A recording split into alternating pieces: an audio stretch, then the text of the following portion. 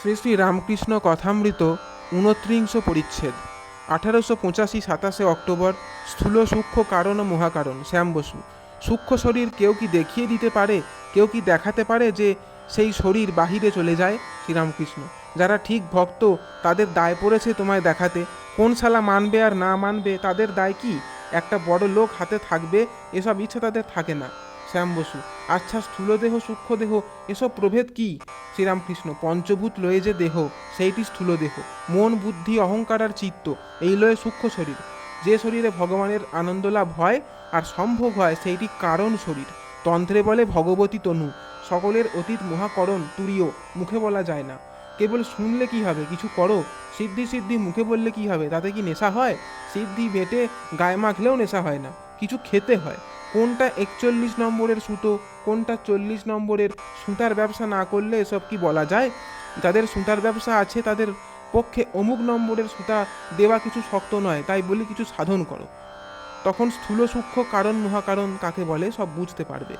যখন ঈশ্বরের কাছে প্রার্থনা করবে, তার পাদপদ্মে একমাত্র ভক্তি প্রার্থনা করবে।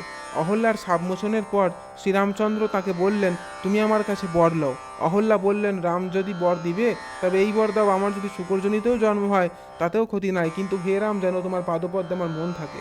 আমি মার কাছে একমাত্র ভক্তি চেয়েছিলাম, মার পাদপদ্মে ফুল দিয়ে হাত জোর করে বলেছিলাম, মা এই লাও তোমার অজ্ঞান, এই লাও তোমার জ্ঞান, আমায় শুদ্ধা ভক্তি দাও।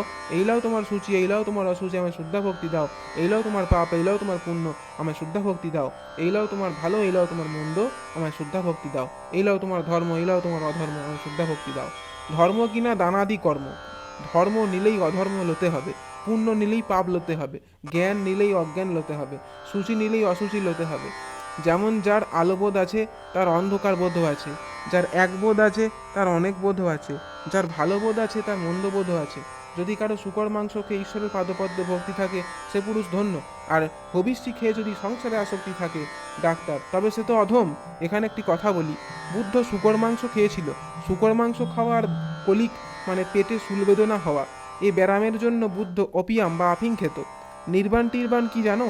আফিং খেয়ে বুঁদ হয়ে থাকতো, বাহ্য জ্ঞান থাকতো না, তাই নির্বাণ। বুদ্ধদেবের নির্বাণ সম্বন্ধে এই ব্যাখ্যা শুনিয়া সকলে হাসিতে লাগিলেন, আবার কথাবার্তা চলিতে লাগিল। জয় ঠাকুরমা স্বামীজি।